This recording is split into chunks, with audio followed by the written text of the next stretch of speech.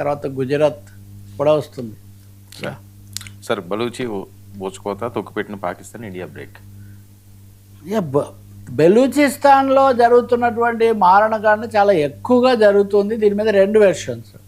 ఒకటేమో వాళ్ళు రెబెల్స్ ఉన్నదానికంటే ఎక్కువ చెప్తున్నారు అని అధికార పార్టీ చెప్తుంటే ప్రధానమంత్రి షహజాబ్ కానీ ఇంకొకరు కానీ ఇదంతా అబద్ధం. బెలూచిస్తాన్లో చాలా ఘోరమైన హత్యాకాండ ఊచకోత, ముఖ్యంగా సురబ్ అనే దగ్గర ఘోరమైన హత్యాకాండ జరుగుతుంది. కానీ మీడియా సంస్థలను మేనేజ్ చేయడం ద్వారా, తప్పు రిపోర్ట్లు ఇవ్వడం ద్వారా పాకిస్తాన్ ప్రభుత్వం తొక్కి పడుతూ ఉంది. భారతదేశం యొక్క ప్రోత్సాహంతో ఇవన్నీ కూడా చేస్తున్నారు. ఇక్కడ దాదాపు తిరుగుబాటు పరిస్థితులు తెచ్చారు, మొత్తాన్ని సవాల్ చేస్తున్నారని ఇటు సైన్యాధికాధిపతిగా ఉన్న ఆయన మునీర్ కానీ, ఇటు మా ప్రధానమంత్రి షహజాబ్ కానీ వీళ్ళందరూ భారతదేశాన్ని దోషిగా చూపిస్తున్నారు. కానీ నిజానికి పాకిస్తాన్ సైనిక మద్దతుతో ప్రభుత్వమే చాలా ఘోరమైనటువంటి హింసాకాండకు పాల్పడుతుంది. అక్కడ పరిస్థితి పూర్తిగా అదుపు తప్పిపోయింది. జర్నలిస్టులు అందరు చెప్తున్నారు ఈ రిపోర్ట్స్ అన్నీ ఫేక్. వాస్తవ పరిస్థితి అయితే అదుపులో లేదు. దానికోసం అదుపులోకి తేవడానికి ఇంకా ఘోరమైనటువంటి హింసకు పాల్పడుతున్నారు. ఎవరిని కూడా రానివ్వట్లేదు. ఆ జర్నలిస్టులు ఇంటర్వ్యూలు ఇవన్నీ కూడా చెప్తున్నారు. కొన్ని స్పెషల్ స్టోరీస్ కూడా ఇస్తున్నారు. ఇప్పుడు బయటకు వస్తున్న పరిస్థితి నిజమైన పరిస్థితి కాదని.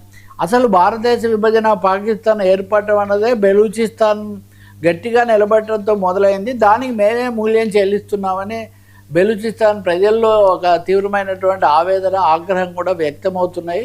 వాళ్ళ బాధలు ఎవరు వినిపించుకోవట్లేదు. ఈవెన్ పశ్చిమ దేశాలు లేకపోతే ఆమ్నెస్టీలు ఇట్లాంటివి కూడా పాకిస్తాన్తో తమకున్న స్నేహ సంబంధాల రీత్యా అవి చేయాల్సినంత చేయడం లేదు. భారతదేశానికి ఏమో కొన్ని సమస్యలు ఉన్నాయి కదా. అంతకుముందు బెలూచిస్తాన్ను కూడా విముక్తి చేస్తాము, పిఓకే అవి ఇవి కూడా చెప్పినప్పటికీ ఇప్పుడున్న అంతర్జాతీయ పరిస్థితులు, ఇరాన్ యుద్ధం వల్ల వచ్చినటువంటి వీటన్నిటి రీత్యా ఇండియా కొంచెం ప్లేయింగ్ ఇట్ కేర్ఫుల్లీ, సేఫ్ అన్నట్టుగా మనది ఉంది. కానీ ఖచ్చితంగా బెలూచిస్తాన్ కల్లోలం అన్నది పాకిస్తాన్ను కుదిపేస్తుంది. అక్కడ ఉన్న ఆర్థిక సంక్షోభం, ఇక్కడ పిఓకేలో కూడా అప్పుడే ఒక దాదాపు తిరుగుబాటు స్థాయికి రావటం, వీటన్నిటిని ఏదో తొక్కిపట్టి ఇలా పాకిస్తాన్ ఎంతకాలం పాలించగలుగుతుంది అనే ప్రశ్న ఒకటైతే అంతర్జాతీయంగా తీవ్రమైన అవహేళనకు గురవుతున్నారు. మీరు వాస్తవాలు తొక్కిపట్టి ఒక ఊచకోత సాగించి మీరు ఇక్కడికి వచ్చేసరికి ఏం కనిపెట్టారంటే కొత్త పాట ఒకటి కనిపెట్టారు. మ్యూజిక్ విడుదల చేస్తుంటారు పాకిస్తాన్ సైన్యం బెలూచిస్తాన్ కోసం. కొత్త మ్యూజిక్ అంట, కొత్త సంగీతం పెట్టి అంతా ఏమా బాగుంది, అది ఇంట్లో కదా గొడవలు జరుగుతుంటాయి, టీవీ వాల్యూమ్ పెంచుతుంటారు కదా కొంతమంది. సో ఆ పద్ధతిలాగా ఉంది అని చెప్పి ఒక తీవ్రమైన అభిశంసనకు, అవహేళనకు పాకిస్తాన్ గురవుతున్నటువంటి పరిస్థితి మటుకు కనిపిస్తుంది. భారతదేశం కూడా నిజానికి ప్రధానమంత్రి మోదీ మొన్న పార్లమెంట్ సమావేశాలు, రాజకీయ పరిస్థితులు అనుకూలంగా ఉంటే ఇంటర్నేషనల్ అజెండా పాకిస్తాన్ గురించి కొన్ని మాట్లాడి ఉండేవాళ్ళని అందరూ భావించారు. నేను కూడా అన్నాను మీతో.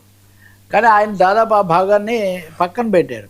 ఈ సమయంలో పాకిస్తాను, ఆ తర్వాత టర్కీయే, సౌదీ అరేబియా, ఇవి మూడు కలిసి మక్కా ట్రీటీ అని ఒకటి చేసుకున్నాయి, మక్కా ఒప్పందం అని. ఈ మక్కా ఒప్పందం ద్వారా పాకిస్తాన్కు చాలా ఊతం వచ్చింది. ఇస్లామిక్ ప్రపంచం నుంచి మద్దతు తీసుకోవడం ద్వారా బెలూచీలను మరింత అణచివేయడానికి పాకిస్తాన్ ప్రయత్నమే కాదు పథకం రచించింది. సరే, చైనా కూడా దీనికి సహకరిస్తుంది అనేవాళ్ళు కూడా ఉన్నారు. కానీ ఈ ఒప్పందం అయితే చాలా ఖాయమైపోయింది. ఇది అమెరికాకు నచ్చదని అందరూ అనుకున్నారు. కానీ చాలా ఆశ్చర్యకరంగా ట్రంప్ దీన్ని స్వాగతించారు. ట్రంప్ దీన్ని స్వాగతించడం అంటే అర్థం ఏంటి? ట్రంప్ కూడా నిలబడతారు. పాకిస్తాన్ బెలూచీలను అణిచేయటము, ఆ సైన్యం ఇవన్నీ చేసినప్పటికీ ట్రంప్ ఐ స్టాండ్ బై ఈ Munir, I stand by Pakistan government అని చెప్పడానికి ఈ మెక్కా ఒప్పందాన్ని ఆయన స్వాగతించడం అన్నది ఒక తీవ్ర సంచలనానికి కారణమైంది. సో ఈ సమయంలో భారతదేశం ఎలా బ్రేక్ చేయాలి? నేరుగా దీన్ని వ్యతిరేకించి ఒప్పందాలు కుదరవు అది ఇదని తనకున్నటువంటి శాంతి కాముక ప్రతిష్టను భంగం కలిగించుకోవటం అనేది మన విధానం, భారతదేశ విధానం కాదు. కానీ అదే సమయంలో ఈ దూకుడును దీన్ని ఎలా అరికట్టాలి, ఇది పైగా ఈ సెగ పొగ ఇటువైపు విస్తరించకుండా కాశ్మీర్ వైపు రాకుండా ఎలా చూడాలి, ఇలాంటి సమస్యలు కూడా పాకిస్తాన్ నుంచి భారతదేశం ఎదుర్కొంటుంది. వీటిని మనం చూడాల్సినటువంటి అవసరం ఉంటుంది. బట్ ట్రంప్ మటుకు చాలా వేషాలు వేస్తున్నారు, అది కనిపిస్తుంది. సో దాని కంటిన్యూస్ ట్రంప్ ఇరాన్పై చిందులు, మిత్రులపైన బాంబులా.